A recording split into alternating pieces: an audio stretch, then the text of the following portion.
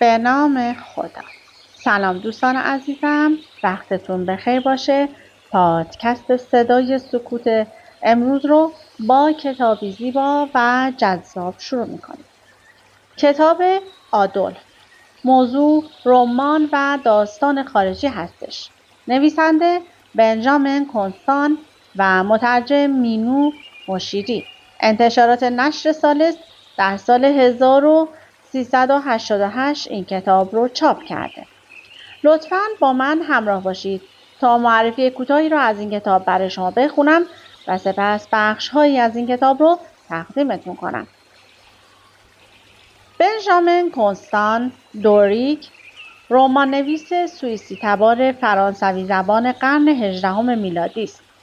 کنستان را بیشتر به عنوان یک تئوریسین لیبرال می‌شناسند تا یک رمان‌نویس. هرچند کنستان به خاطر شاهکارش آدولف اسم رسمی به هم زده است. آدولف بار اول در لندن به چاپ رسید و بیدرنگ رمان کلیدی و زندگی نامه شخصی کنستان شمرده شد. این رمان در زمان خودش جار و جنجال فراوان و دراز مدتی به پا کرد. تقریباً یک قرن، یعنی تا پس از جنگ جهانی دوم طول کشید تا تاکید بر جنبه‌های اتوبیوگرافیک و وسوسه یکی دانستن شخصیت‌های تخیلی با آدم‌های واقعی فروکش کرد و آدولف را به خاطر ویژگی‌های زیبا شناختی آن خواندند و نقد کردند. آدولف را تلخ‌ترین رمان عشقی نیز خواندند، زیرا کنستان در آن عمیق‌ترین و صادقانه‌ترین احساسات و شورانگیزترین بستگی‌های عاطفی را تجزیه و تحلیل می‌کند و نشان می‌دهد که چگونه در گذر زمان این احساسات و بستگی‌ها رنگ می‌بازد. آدولف شاهکار روانشناختی عشق است و تراژدی عدم امکان برقراری ارتباط راستین میان انسان‌های عاشق را به نمایش می‌گذارد. کنستان عمیق‌ترین و شورانگیزترین وابستگی‌های عاطفی را موشکافانه تجزیه و تحلیل می‌کند تا نشان دهد چرا و چگونه با گذر زمان این احساسات و بستگی به تدریج رنگ می‌بازد. آدولف جوانی 22 ساله است و قرار است جهت کسب تجربه به نقاط مختلف اروپا سفر کند و سپس به نزد پدر بازگردد و آنجا مشغول شود تا روزی جانشین او شود. آدولف به شهر کوچکی که مقر حکومت شاهزاده‌ای جوان است وارد می شود. او با طبع حساسی که دارد بیشتر به تنهایی و انزوا دچار می شود تا اینکه یک روز به منزل کنت دعوت می شود و آنجا با معشوقه کنت النور روبرو می شود و او را هدفی شایسته برای رفع تشنگی قلب و ارضای غرور می یابد. النور که حدود 10 سال از او بزرگتر است و 2 فرزند نیز از کنت دارد، از معاشرت با مردی که با دیگران تفاوت دارد ناراضی نیست. آدولف رمانی عاشقانه است که با مضامین روانشناسی و تحلیل‌های موشکافانه‌ای از احساسات و رفتارهای آدم‌ها همراه شده. برای همین پیشنهاد می‌کنیم اگر می‌خواهید چند روزی را در دل یک ماجرای عاشقانه پرتلاطم قرار بگیرید، خواندنش را از دست ندهید. لطفاً با من همراه باشید تا فصل اول این کتاب رو با همدیگه ورق بزنیم. یادداشت‌های مترجم این کتاب بسیار زیباست، ولی چون طولانی بودش من برای شما نمیخونم و از فصل اول این کتاب شروع میکنم. فصل اول. 22 ساله بودم که تحصیلاتم را در دانشگاه گوتنگ به پایان رساندم. پدرم مأمور منتخب بود و میخواست به کشورهای مهم اروپا سفر کنم. سپس نزد او برگردم و در حوزه‌ای که ریاستش با او بود استخدام شوم و خود را برای روز جانشینی او آماده کنم. در کنار خوشگذرانی‌ها با سماجت موفقیت‌هایی به دست آوردم و میان همدرسان متمایز شدم. به همین جهت آرزوهای پدرم در مورد من مدام بلند پروازانه تر می شد. پدر به خاطر همین آرزوها نسبت به بسیاری از اشتباهاتم چشم‌پوشی نشان داد و هرگز نگذاشت بهایشان را بپردازم. همواره تسلیم خواسته هایم می شد و گاه حتی به استقبال آنها می رفت. متاسفانه رفتارش بیشتر ناشی از متانت و سخاوت بود تا مهر. مرهون زحماتش بودم و می دانستم احترامش واجب است، اما هرگز اعتماد متقابلی میان ما وجود نداشت. اما هرگز اعتماد متقابلی نبود. تمسخری که در رفتارش داشت با خلق من جور نبود. در آن زمان بنده احساسات بدوی و نیرومندی بودم که روح انسان را از مدار امور معمول خارج می سازد و موجب می شود به مسائل پیرامونش به دیده تحقیر بنگرد. پدر خردگیر نبود، نظاره‌گری بود خونسرد و گزنده که نخست لبخندی از ترحم بر لب می آورد و سپس به سرعت و با بی‌حوصلگی به گفتگو پایان میداد. به یاد ندارم در 18 سال اول عمرم هرگز 1 ساعت با او صحبت کرده باشم. نامه‌هایش سرشار از مهربانی و پند و اندرزهای موجه و عاقلانه بود. اما به محض اینکه رو در رو می شدیم رفتار تصنعیش به نظرم هیچ موجه نمی آمد و واکنشی منفی در من ایجاد می کرد. در آن هنگام فکر نمی کردم این رفتارش ناشی از کمرویی باشد، یعنی همان درد درونی که تا پیری نیز دست از سرمان بر نمی دارد و عمیق‌ترین احساسات را در قلبمان خفه می کند. کلاممان را سرد می سازد و ماهیت منظور ما را تغییر می دهد و کاری می کند که عواطف و هیجانات خود را با واژگانی گنگ و طنز، بیش و کم تلخ به زبان آوریم. گویی بر اثر همین ناتوانی در ابراز احساسات راستین و در ازای رنجی که به همین سبب میبریم داریم انتقام میگیریم. نمیدانستم که پدر حتی نسبت به پسرش هم کمروست و اغلب منتظر است ابراز محبتی از جانب من بشنود، چون سردی ظاهرش مانعم میشود. با چشمانی تر نزد دیگران میرود و گلایه میکند که دوستش ندارم. رودروایسی از او اثر زیادی بر خلق و خویم گذاشت. من نیز چون خودش خجالتی بودم، اما به خاطر جوانیم شر و شور بیشتری داشتم. عادت کردم احساساتم را در درونم پنهان کنم، نقشه هایم را به تنهایی بکشم و برای اجرایشان فقط روی خودم حساب کنم. نظر، توجه، یاری و حتی حضور دیگران را مزاحم و مانع می شمردم. عادت کردم آنچه را در سر دارم هرگز به زبان نیاورم و اگر به ناچار در صحبت دیگران وارد شدم بکوشم با بزدگویی از ملال آن گفت و شنود بکاهم و به این ترتیب افکار حقیقیم را مخفی دارم. از همان هنگام نسبت به دیگران چنان بی‌اعتماد شدم که دوستانم تا به امروز به خاطرش از من خورده می‌گیرند و این بی‌اعتمادی هر بحث جدی را برایم مشکل می‌سازد، مگر آنکه بر خود غلبه کنم.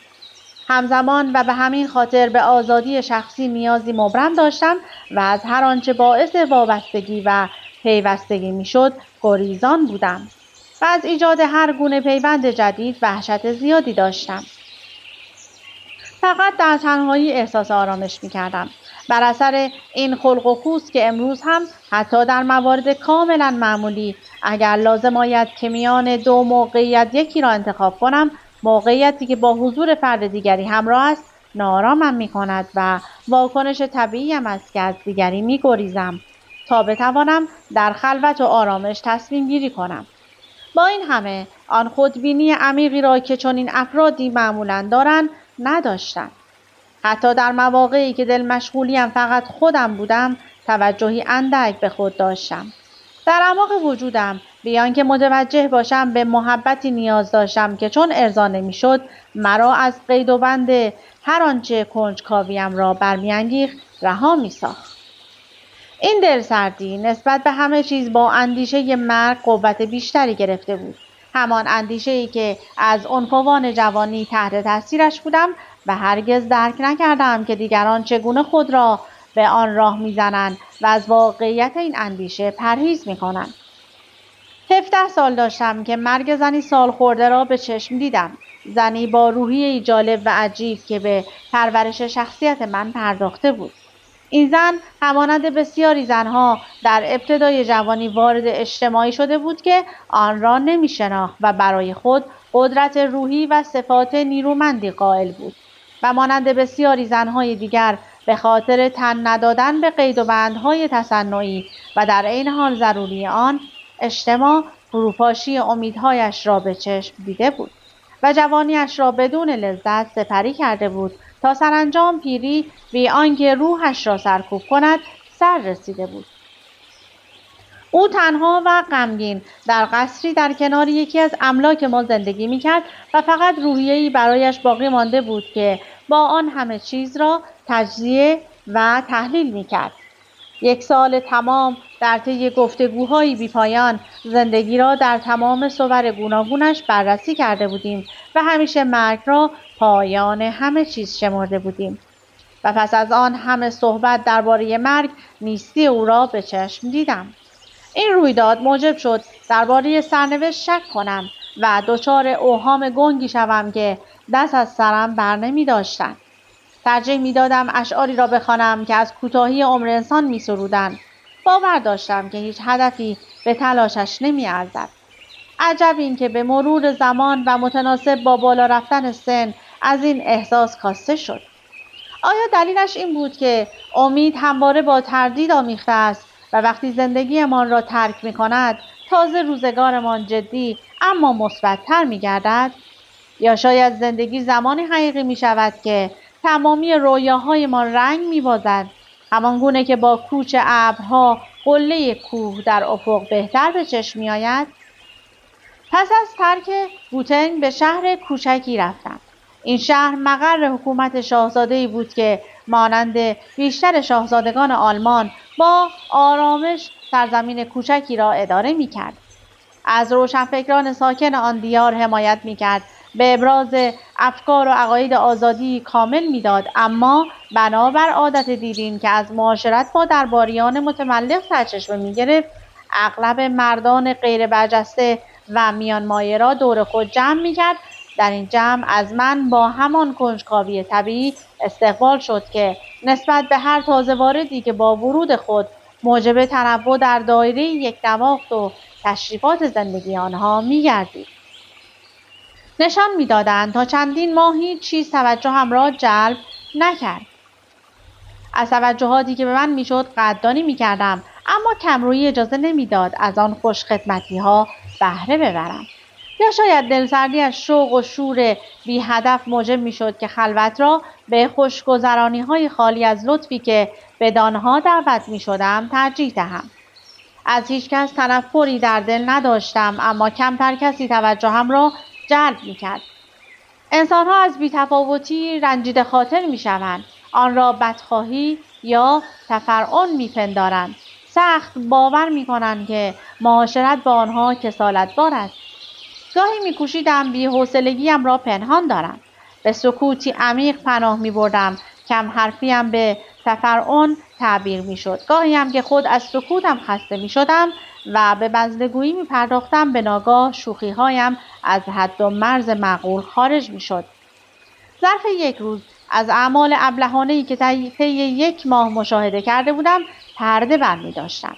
آنهایی که اعترافات ناگهانی و غیر ارادی مرا میشنیدند ممنون من نمیشدند. حق هم داشتند، چرا که نیاز به حرف زدن مرا به سخن گفتن وامی داشت و نه اطمینان به آنها. یکی از نتایج گفتگوهایم با زنی که بیش از دیگران عهدهدار تربیت افکارم شده بود این بود که از گفته‌های عامه پسند و فرمول‌های انعطاف ناپذیر نفرت داشتم و وقتی میشنیدم میان مایگان بدیهیات غیرقابل انکاری درباره اخلاق، کردار یا مذهب همان چیزهایی که به سهولت کنار هم قرار میدهند به زبان میرانند، بی اختیار بران میشدم که حرفهایشان را رد کنم. نه از سر اختلاف نظر، بلکه به این دلیل که از باورهای جزم و زمخت آنها عصبی میشدم. نمیدانم کدام غریزه به من نهیب میزد که به این بدیهیات بی قید و شرط و تهی از هر گونه ظرافت شک کنم. ابلهان از اخلاق جسمی سخت و فشرده و تقسیم ناپذیر میسازند که تا در اعمالشان دخالت نکنند و در جزئیات آزادشان بگذارند. طولی نکشید با این رفتارم سبکسر، بدگو و بدخواه شمرده شدم.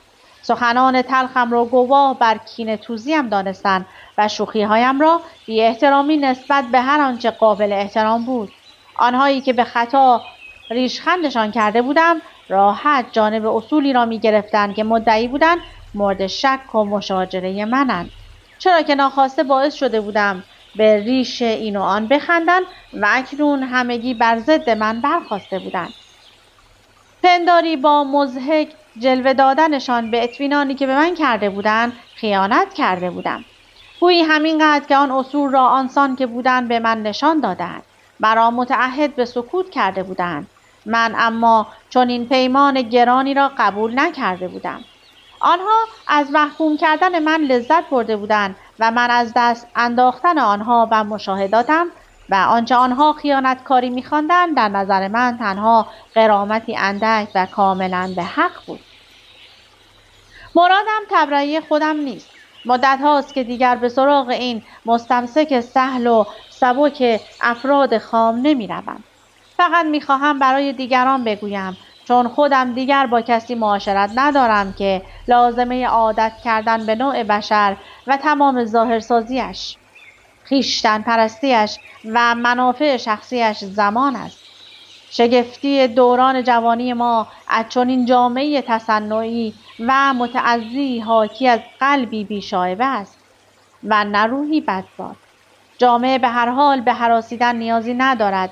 سایه‌اش چنان سنگین و نفوذش چنان بیرحمانه و قدر است که خیلی زود ما را به قالب بقیه در می‌آورد و ما دیگر حیرت نمی‌کنیم مگر از شگفتی سابقی که داشتیم. در این هیبت جدید احساس راحتی داریم، همان گونه که در پایان نمایشی پرجمعیت سرانجام نفس راحتی می‌کشیم، حالان که در بدو ورود به آنجا نفسمان به زحمت در می‌آمد. اگر تنی چند از این سرنوشت همگانی گریخته باشند، عدم اتفاق خود را پنهان می‌دارند. آنها منشأ رذالت‌ها را مهملاتی خنده‌آور می‌بینند، اما دیگر به آنها نمی‌خندند، چرا که تحقیر جایگزین سخره شده است و تحقیر همواره خاموش است. این چنین بود که در جمع کوچک پیرامونم اضطرابی مبهم درباره خلق و خویم پا گرفت. رفتار ناپسند خاصی در موردم ذکر نمی‌کردند. حتی نمی‌توانستند کتمان کنند که بعضی از اعمالم مؤید جوانمردی و سخاوتم هستند. اما می‌گفتند مردی ضد اخلاقم و قابل اطمینان نیستم. دو صفتی که خوشبختانه اختراع شده‌اند تا اعمالی را که درک نمی‌کنند تداعی کنند و حدسیاتی را بزنند که درباره‌شان اطلاعی ندارند. خب بیشتر از این کتاب زیبا در اختیار من نیست. اگر از این کتاب خوشتون اومده حتما برای خودتون تهیه کنید و تا انتها بخونید. این کتاب خیلی زیباست و خیلی جالب. از اینکه با من همراه بودید سپاسگزارم. تا بحث بعدی، خدا نگهدارتون.